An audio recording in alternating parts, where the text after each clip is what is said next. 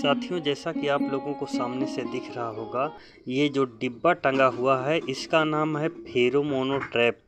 इसका काम क्या होता है, ये जो अमरूद में पीली पीली मक्खियाँ होती हैं वो मक्खियाँ आसानी से इसके अंदर चली जाती है और फिर उसके बाद में वो बाहर नहीं निकल पाती है, जिसके कारण हमारा जो अमरूद का फल है वो सुरक्षित रहता है। तो इसको जो है बाग में लगाने से जो है कीड़े वगैरह और जो तमाम प्रकार के कीड़ा होकर के नीचे पीला होकर अमरूद गिरता है वो सिस्टम फिर इससे नहीं होता। तो ये फेरोमोन ट्रैप है जिसका उपयोग जो है अमरूद के फसल में लगाया जाता है। और देखिए आगे आप लोगों को वीडियो दिखा रहे हैं कैसे कैसे पदाधिकारी बता रहे हैं। आधा लीटर 1 लीटर करके मट्ठी को डालते रहो। तो जैसे ही आपको दिखाई दे कि 5 लीटर मट्ठा हो गया तो उसी 5 लीटर मट्ठे में आप 2.5 लीटर अपने गौमूत्र डाल दीजिए। ठीक है, 2.5 लीटर गौमूत्र मिला दीजिए और उसी के साथ साथ उसमें 250 ग्राम, ठीक है, आप हरी मिर्च, 250 ग्राम आप जो है उसमें लहसुन, 250 ग्राम उसमें अदरक, तो ये तीनों का पेस्ट मिला के अगर इसमें मिला दिया जाएगा 10-15 दिन सड़ा लीजिए। तो तब उसके बाद अगर हमारे किसान भाई अपने पेड़ पौधों पे इसका छिड़काव कर रहे हैं तो जब छिड़काव करेंगे ढक्कन हटाएंगे, डंडे से मिलाया 5 बार इधर घुमाइए, 5 बार एंटी तरफ से घुमा दीजिए और 1 लीटर निकालिए छान के और 14 लीटर पानी में मिला के अपने फलदार वृक्षों के ऊपर छिड़काव कर दीजिए। जितने कीड़े मकोड़े हैं वो भी समाप्त हो जाएंगे, गुजिया रोग भी आपका समाप्त हो जाएगा।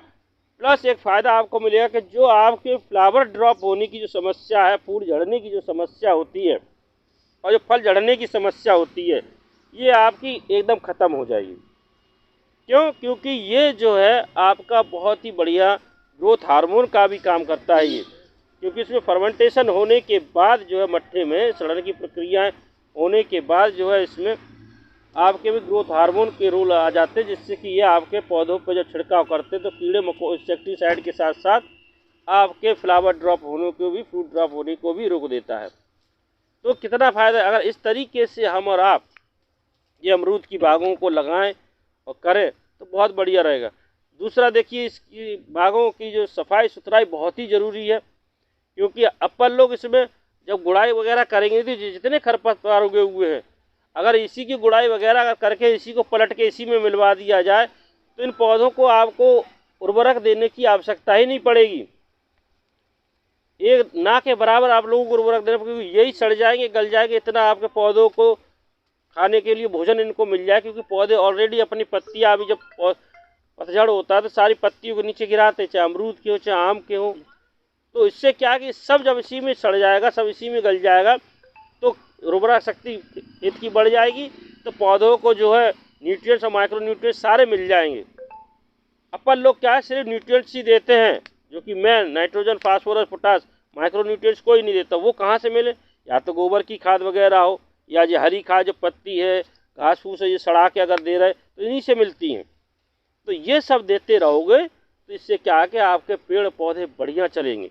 दूसरा, आप इसमें हल्दी की खेती करिए, आप सूरन की खेती अमरूद की बागों में करते ले जाइए, तो इनमें क्या है कि आपको बढ़िया फ़ायदा भी होगा।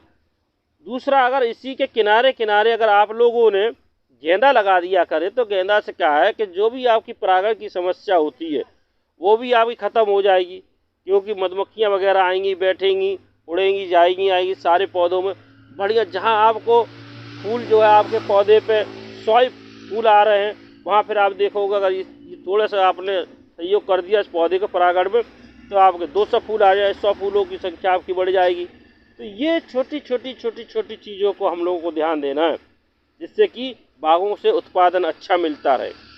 दूसरा, आपने देखा होगा कि कुछ दीमक के कारण भी हमारे बाग सूखते हैं। जब दीमक के कारण सूखते हैं तो दीमक का कोई दवाई नहीं है। जो हम लोग कहते हैं कि क्लोरपायरीफास दवा का छिड़काव कर दो या क्लोरपायरीफास पाउडर फॉर्म में पौधे के थालों में डाल दो तो उससे दीमक मार लेते हैं। दीमक को हम लोग मार ही नहीं पाते। तो वो जो दीमक आपको ऊपर दिखाई देती है वो वर्कर होते हैं सारे। असली राजा रानी जो होते हैं, इसको जो दीमक को प्रोडक्शन का फैक्ट्री है वो आपकी ज़मीन में 15-15 मीटर नीचे ज़मीन में है और ये सिर्फ बरसात के दिनों में निकलते हैं मीटिंग के लिए। तो उससे पहले निकलेंगे नहीं, तब तक तो आपकी पूरी बाग को ये लोग चौपट कर जाएंगे, है ना। तो इनसे बचने के लिए सबसे बढ़िया है कि अपने बागों में और पौधों के थालों में बिवेरिया वेसियाना एक आती है, इस बिवेरिया वेसियाना गोबर की सड़ी हुई खादें मिला के और अपने थालों में दे दीजिए। तो देखिए आपकी इस एरिया की भी दीमक गायब होगी, शायद में जो धान का खेत है ना, इसके खेत की भी आपकी दीमक गायब हो जाएगी। क्यों? क्योंकि जितने वर्कर हैं उन सबके वो खुजली पैदा कर देगी, और ये सारे के सारे जब खुजली पैदा हुई, कोई भी अटैक होता है किसी के ऊपर, तो ये सीधे के सीधे जाके ज़मीन में जाएंगे, अपने राजा रानी को बताएंगे, और वहाँ जो भी राजा रानी के संपर्क में आ गया तो वो पूरी लॉबी ख़त्म हो जाती है। तो इस तरीके से आप लोग सोचोगे तब फायदा है। नहीं तो जैसे भैया अभी कह रहे थे, अरे डॉक्टर साहब हम तो दवाई ले आते हैं, छिड़क देते हैं, हमें दवा का नाम ही नहीं पता। तो क्या है, अगर ऐसी आप लोगों के अंदर ज्ञान रहेगा तो आप तो जहर खाते ही रहेंगे, लेकिन अगर आप डॉक्टर साहब लोगों से, हम लोगों से अगर कांटेक्ट साधे रहेंगे तो हो सकता है कि आपको जहर से जितना हो सकता है उतना हम लोग बचा सकते हैं, जितना इंसेक्टिसाइड फंजीसाइड से बचा दे उतना बढ़िया है। क्योंकि आप बता रहे हैं हर चौथे दिन हम दवाई का छिड़काव कर रहे हैं। तो आप जो ऐसा कर रहे हैं, जो बैगन वाले भाई थे, अगर वो इसी में 2 अंडे जो मट्ठा है और हमने लहसुन और गौमूत्र मिला के जो बनाया, इसी में 2-3 अंडे जो है और फोड़ के मिला दे बढ़िया से और सड़ा लें, और उसके बाद अगर छिड़काव कर दे तो जितने भी आपके टमाटर, बैगन, मिर्चा वगैरह है, इसमें आपके में ये फल भेदक कीटों की समस्या ख़त्म हो जाएगी। क्योंकि इतनी तेज़ दुर्गंध रहेगी कि बैठेंगे ही नहीं आपके। दूसरा, क्योंकि जो फर्मेंटेशन होने से जो आपके मट्ठे में सिट्रस की एसिड की जो मात्रा बढ़ जाती है, तो वो जो भी जो वाइट फ्लाई वगैरह हैं, जब आपके इस पौधे पे लीफ पे पड़ा हुआ है, डंक मार के रस चूसेगी, तो उससे खटास के कारण उसकी आंतें जो है सारी फट जाएंगी, और वो कीड़ा जो है स्वयं अपने से ही डेड हो जाएगा, और आपके फूलों की संख्या भी बढ़ती रहेगी। तो ये काम अगर आप सोचोगे तब फ़ायदा है।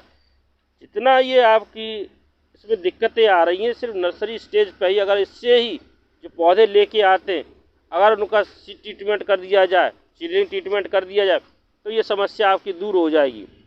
तो क्या है कि हम लोगों को इन छोटी छोटी करना जिससे कि कीड़ा ना निकले। तीसरा क्या करना है, जैसे सेपरेटर मिल्क दूध होता है ना, जिससे क्रीम निकाल ली जाए, है ना, उस दूध में शैम्पू डाल दो, और शैम्पू डाल कर स्प्रे कर 100 लीटर पानी में 5 लीटर दूध डालना है और उसको स्प्रे करना। उससे क्या होगा कि जो यहाँ पर वायरस या जो भी चीज़ है वो चिपक जाएगा, तो इधर से उधर को फैलेगी नहीं। मतलब नियंत्रण वायरस का एकमात्र है कि उसके प्रसार को आप कम करो, यानी उसके फैलने को रोक लो, वही नियंत्रण। ये मिर्च में भी है, कद्दू वर्गीय सब्जियों में भी है, पपीता में भी है। आप दुकान में जाओगे तो दुकानदार आपको कीटनाशक की सलाह देगा, आप उसको लेके कीटनाशक लगा हुआ होता है रोग और प्रयोग होता है कीटनाशक। तो यही कारण होता है कि वो जो सफेद पत्ती है वो इधर से उधर उसको लेके ट्रांसपोर्ट ना करे, दिख जाए यार, ये मतलब उसमें होता है। और ये रोग साल प्रतिवर्ष ईयर बाई ईयर बढ़ते ही चले जाते हैं। जैसे इसमें लगने वाला सूखने वाला रोग है उसका आग से बढ़िया। जैसे आप इंजेक्शन लगाते हो, पहले क्या हो, अब तो डिस्पोजल आने लगे हैं कि आज एक इंजेक्शन जो आपको लगा वो दूसरे को नहीं लगेगा। पहले क्या होता था, इंजेक्शन एक ही होता था, सिरिंजो एक ही होती थी, तो क्या करते थे, डॉक्टर के यहाँ पानी खौलता रहता था, उसी को धो धो के मस्का करते थे, है ना, यही ना। क्यों धो के नहीं, उसको जलाकर 100 डिग्री टेम्परेचर में ही पानी खौलेगा, उसमें करते थे। और जो लोग बहुत ऐसे थे वो लौ में दिखाते थे, जैसे आग के लौ है, गैस जल रही, लौ है, सिरिंज को एक बार आप वहां से निकाल दीजिए, बस वो स्टेलाइज हो गया। अगर आप नर्सरी बना रहे हो, जो भी दवा प्रयोग कर रहे हो आप करिए, लेकिन जैसे ये नर्सरी की क्यारी है, सब ठीक है ना, जैसे नर्सरी की क्यारी है, इस क्यारी में आपने गुड़ाई करते हो, मिट्टी भुरभुरी करते हो, डंडा पत्थर से फोड़ते हो, फिर बराबर करते हो, थोड़ी सी ऊंची करते हो, फिर बीज बोते हो, यही तो करते हो, है ना। इसमें थोड़ी सी सावधानी आपको करनी है, बराबर कर लो, ऊंचा कर लो, यहाँ तक सब अपने हिसाब से कर लो। अगर 10 बलुई मिट्टी है तो करने की जरूरत नहीं है, लेकिन अगर दोमट मिट्टी है, धान वाली मिट्टी है, वहाँ नर्सरी कर रहे हो तो आपको यहाँ पर कंपोस्ट या बालू मिलानी पड़ेगी। आप एक बार जैसे इतनी है, आप 10 बोरी गंगा की बालू मिल जाए, यमुना वाली, महीन वाली मिल जाए, कोई भी, उसी में बिछा दीजिए और इसी के ऊपर गोबर की खाद डाल दीजिए और फिर इसी में धान का पुआल निकलेगा, यहाँ से वहाँ तक इतना मोटा बिछा दो और आग लगा दो तो हवा न चले। तब जितनी ज़मीन है, बालू है, कंपोस्ट है, सब में इतने गर्मी होगी कि अंदर जितना कीड़ा मकोड़ा, वायरस, फफूंदी जो भी है वो सब जल के स्वाहा। अब वो ज़मीन आपकी बिल्कुल स्टेराइल न्यूट्रल हो गई। फिर आप इसमें वर्मी कंपोस्ट डाल दीजिए और बीज को छिटकवा नहीं। महंगा बीज आप लाते हो दुकान, बीज में आप लोग पैसा खूब बढ़िया लगाते हो, नो डाउट, बिल्कुल बहुत बढ़िया पैसा लगाते हैं बीज में। और फिर वो बीज को, लेकिन एक एक बीज की कीमत होनी चाहिए। आप उसमें लाइन बनाइए और बीज को बोइए और फिर ढक दीजिए। आपने गांव में देखा होगा, अरहर का एक पौधा जो घूर में उगता है वो कितना बड़ा हो जाता है, खूब छछड़ जाता है। एक तो लौकी घूर में उगती है तो वो कहो आधे मोहल्ले खिलाती है, होता है ना। आप उसको उखाड़ोगे तो देखोगे कि जड़ें कैसी हैं, पूरी छितरी फैली हुई होती। कारण क्या होता है कि वो अंदर टाइट नहीं होता, पोली माटी होती है, पोली से तेज बढ़ती है सब चीज। यहाँ खेतों में क्या है, अपने खेतों में कंडीशन ये है कि हम लोग जितना कभी धान वगैरह बोए हैं, अभी देखिएगा धान कटेगा तो इसमें कांटा वाले पाटा लगाए जाएंगे, घास सब किनारे लाई जाएगी, जो नीचे से कटा हुआ बचे कई लोग बाली वाली काट लेंगे, बाद में आग लगा देंगे, पूरे खेत को जला देंगे। उस खेत से हमको इतना बड़ा पौधा दिया, 10-12 कुंटल हमको धान दिया और हमने वो का दिया क्या है, यूरिया दिया, क्या है, DAP। जब आज खेत में केचुआ नहीं है, जहाँ फ्यूराडाना प्रयोग कर रहे हो वो केचुआ ढूंढोगे तो नहीं मिलेगा। मेड़ में मिल जाएगा, इस बाग में मिल जाएगा, सड़क के किनारे मिल जाएगा, लेकिन उस खेत में केचुआ नहीं मिलेगा जहां पर आपने फ्यूराडान का प्रयोग किया। अब जब केचुआ हमारा मित्र है, जब वही हमारे घर में नहीं रह रहा है तो हमारा मित्र कौन है? उस जमीन को अब क्या करोगे? वो जमीन धीरे धीरे करके पत्थर बनती जाती है। ठीक, अब पत्थर को कम कल्पना कर लीजिए। आज के समय में आपने देखा होगा, एक बारिश हुई कि बाढ़ आ गई, 10 दिन बाद पता लग रहा है सूखा पड़ गया। अभी बारिश हो, 3 घंटा बारिश हो, त्राहिमाम शुरू हो जाएगा, क्योंकि पानी जमीन में सोखते नहीं, बरसा बहना शुरू हो गया। जैसे पक्की फर्श नहीं होती पोछा लगाने वाली, ये एक मग्घा पानी से पोछा लगता है, मग्घा में पानी फिरो बचा रह जाता है। घर के बाहर देखोगे तो एक मग्घा पानी होगा, वो बचा रह जाएगा। वही हाल हमारी जमीन का हो गया। जमीन में हमारे पास पौधे, उसको बोलते हैं वाटर होल्डिंग कैपेसिटी, यानी जल धारण करने की जो क्षमता है भूमि की, वो खत्म हो गई। वो खत्म होने का कारण यही है कि केचुआ नहीं है, और केचुआ नहीं है, एक तो आप जहर डाल रहे हो और दूसरा खेत में उनको खाने के लिए कुछ छोड़ नहीं रहे हो। तो कैसे केचुआ रहे भाई? कि हम लोगों को अगर पक्का घर बहुत बढ़िया बना के दे दो, चाय पानी खाना पीना न दे तो कितनी देर रहोगे? अब यहाँ देखो, आप बैठे हो, ना टाइल्स लगा है, ना मार्बल लगा है, कुछ नहीं लगा, न AC चल रहा है, ना कूलर चल रहा है, और दिन भर बैठ रही हो, आपको बोरियत नहीं महसूस होगी, परेशानी नहीं महसूस होगी, ना पंखा चलाओगे ना AC चलाओ, कुछ। ये प्राकृतिक चीज है हमारे लिए। इसी तरह केचुआ है। हाँ ठीक है, इसी तरह प्राकृतिक चीजें हम लोग बना लेते हैं। अब जुगाड़ देखो, नायलॉन की डोरी नहीं है, हमारे इंस्पेक्टर साहब ने देखे कितना बढ़िया व्यवस्था बना दिया।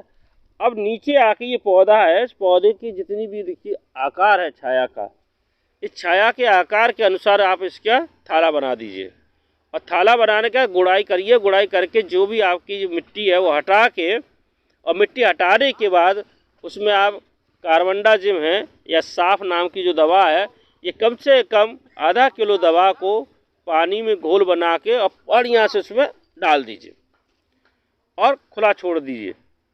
उसके 2-3 दिन के बाद फिर उसमें, क्योंकि ये तो क्या हुआ कि जो फंगस आपका बैठा हुआ है, फफूंदी जो लगी हुई है आपके पौधों की जड़ों में, वो भगा देगी, लेकिन जड़ से ख़त्म नहीं कर पाएगी, कम कर देगी।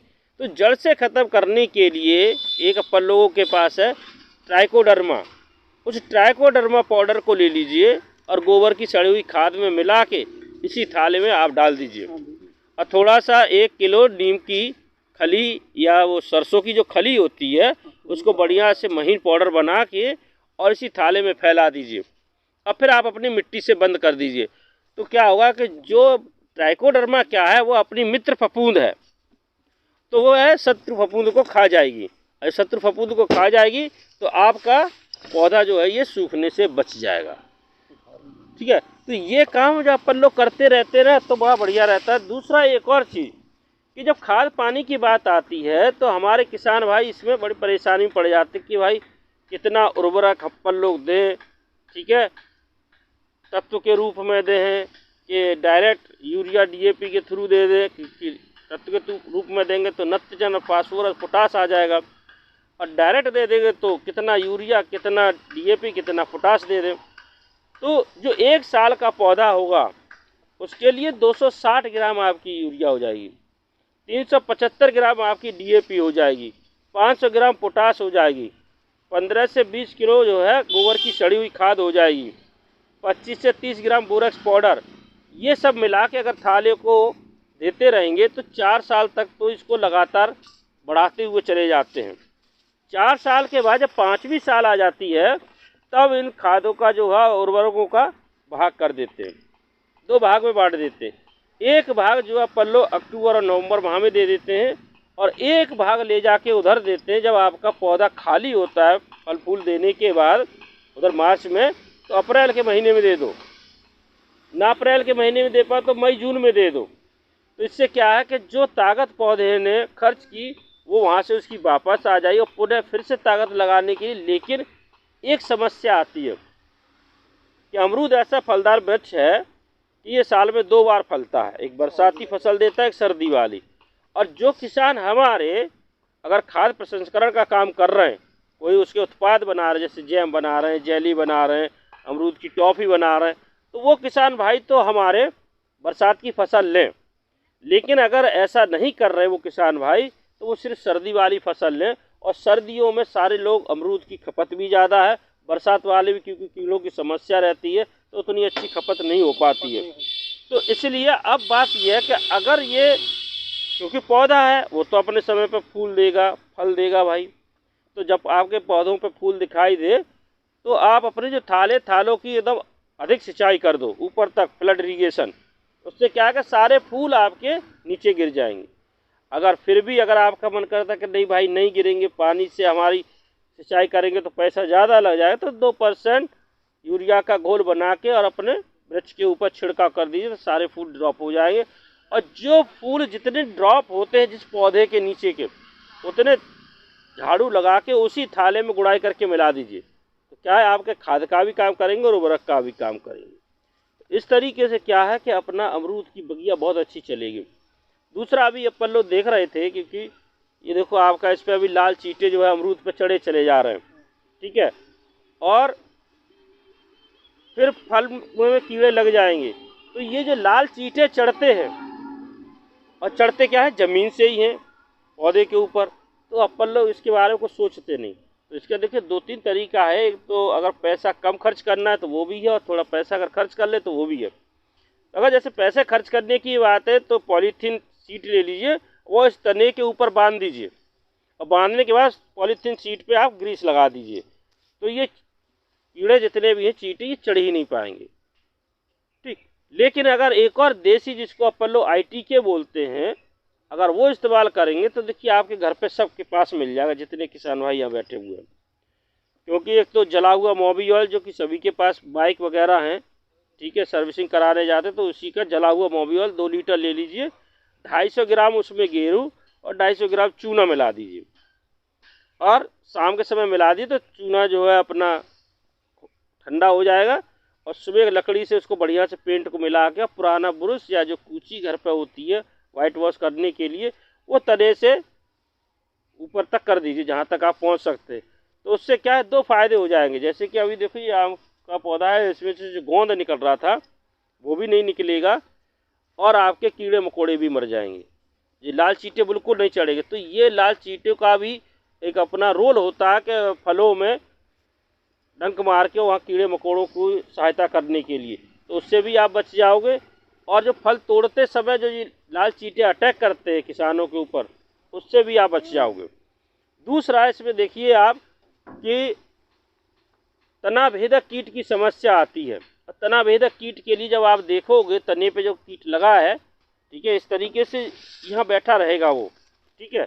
अब जब इस जगह पे बैठा है ये तना भेदक कीट, तो ये इतना समझदार है कि हम किसानों से भी ज़्यादा, कि अपना जब घर बनाएगा तो नीचे की साइड में भी और ऊपर की साइड में भी, क्योंकि उसे पता है कि किसान हमेशा जब इसमें सफाई करने के बाद ये होल जब दिखाई देगा तो दवा डालेगा, तो नीचे ही आएगी, ऊपर जा नहीं सकती। जैसे ऊपर आएगी तो छेद से बाहर निकल जाएगी, है ना। तो ये कीड़ा इतना समझदार, लेकिन हम लोग अपनी समझदारी वहाँ नहीं दिखा पाते। तो हम लोग क्या करना है कि साइकिल की तीली रखिए, यहाँ से जाला हटाएंगे तो छिद्र दिखाई देगा, उसी में साइकिल की तीली डाल के घुमा दीजिए, तो कीड़ा महोदय आपके उसके संपर्क में आएंगे, ख़त्म हो जाएंगे। अगर नहीं आते हैं तो आप पल्लो एक क्यूनाल फास्ट नाम की दवा आती है, उसका प्रयोग करिए। 2 ml डिस्पोजल सिरिंज से लेके इसी में अंदर डाल दीजिए और कॉटन लगा के गीली मिट्टी से बंद कर दीजिए। अगर वो भी ना कर पा रहे हैं तो देखिए सभी के पास मोटरसाइकिल है, एक भाग ये पेट्रोल का 1 ml और 1 ml जो है डीजल, क्योंकि मिट्टी का तेल तो मिल नहीं रहा है, तो 1 ml जो है डीजल ले लीजिए, दोनों मिला के इसी छिद्र के अंदर डाल दीजिए और कॉटन लगा के गीली मिट्टी से बंद है। तो क्या होगा कि पेट्रोल गैस है तो उड़ेगी, तो नीचे ऊपर जहाँ पे अभी उसका है ऊपर भी जाएगी, नीचे तो उसकी दम घुट जाएगी और कीड़ा समाप्त हो जाए। इस तरीके से अपोलो इंटरबेला कीट की रोकथाम कर सकते हैं, ठीक है ना। अब बात आती है ये कि एक इसमें गुजिया रोग की समस्या आती है, जो कि आपको सर्दियों के दिनों में, अवश्य ये नवंबर में आपको देखने को मिल जाएगा। वो क्या है, छोटे छोटे से कीड़े होते सफ़ेद सफ़ेद से, पूरे आके उस पर टहनियों पर बैठ जाएंगे, तनों पर बैठ जाएंगे, और फिर कितनी ही उस पर दवा डालो कोई असर नहीं करती। तो अभी यहाँ कमिश्नरी में एक बार ये लगा हुआ था रोग, तो हमारे जो एग्रीकल्चर डिपार्टमेंट के लोगों उन्होंने उसको कॉन्टैक्ट किया कि सर ये समस्या है तो क्या कर सकते हैं इसमें। तो उसमें देखिए अब हम लोगों ने जब कॉम्बिनेशन बनाया तो एक साइपरमेथ्रिन जो दवा आती है, उस साइपरमेथ्रिन को लेके अगर उसका छिड़काव जब किया गया तो ये इस पर नियंत्रण पाएगा। बाकी मोनोक्रोटोफास, आपकी क्लोरपायरीफास, इन दवाओं ने उसको नहीं ख़त्म कर पाया, ठीक है। दूसरा एक और जो आई टीके है वो मैं आपको बताऊं सबसे बढ़िया, क्योंकि देखिए आप लोग किसान हैं और इन किसानों को क्या करना चाहिए कि अपने घर पे ही कुछ दवाइयाँ तैयार कर लेनी चाहिए। तो आप देखिए मट्ठा जो है ना, उस मट्ठे को आप ले लीजिए, 5 लीटर सपरेटा दही लेके उसका मट्ठा बना लो। जिन किसान भाइयों के पास गाय भैंस नहीं है जी, उस समय आप अपने आधार कार्ड, बैंक पासबुक और पैन कार्ड के साथ जाके आपका किसान रजिस्ट्रेशन हुआ है, तो किसान रजिस्ट्रेशन आईडी भी लगती है, जाके वहाँ पे रजिस्ट्रेशन करा लीजिए। टोकन आता है, वो टोकन अलॉट होगा उसे और फिर आपको मिलेगा। जैसे हमारी बोर हुई है, पुराना बोर है और पानी अच्छा है, उसमें 4 इंची का है, हम 3 HP की मोटर उसमें डालना चाहते हैं सोलर वाला, तो क्या उसमें 3 HP की मोटर हमारे पास है इलेक्ट्रिक वाला, क्या उससे संबंधित नहीं हो सकता? नहीं, देखिए सिंचाई जो है सिंचाई विभाग द्वारा कराया जाएगा और पाइप उनकी होगी, उनकी सील लगी रहती है, ठीक है।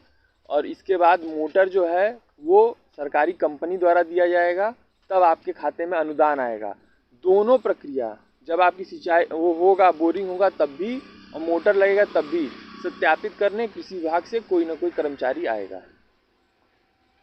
और दूसरी समस्या घर के अंदर है, घर आपके घर के अंदर है, हाँ, वो तो मान्य नहीं है। वो मान्य नहीं है, मन नहीं होगा, वो तो आपकी पर्सनल हो गई, घर के लिए यूज में है। खेत है में तो अलबत्त होगी, तो खरी खेती फ्री में घर बना है, तो उसके लिए हम यही जानकारी रखना चाहते हैं कि अगर हमें जानकारी हो जाए बहुत अच्छी है, क्योंकि अगर बोर कराएंगे बहुत पैसा लगेगा। अब बोर इतना अच्छा है, पानी दे रहा है।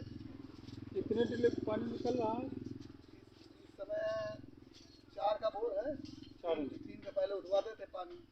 3 का आउटपुट था? हाँ 3 इंच का। हाँ 3 इंच का। अब लेकिन उसमें फिर 4 में 3 का था? हाँ जी बहुत असमंजस बात है। इंजन चलाते थे, ये 4 घंटे में पूरा हो जाता है।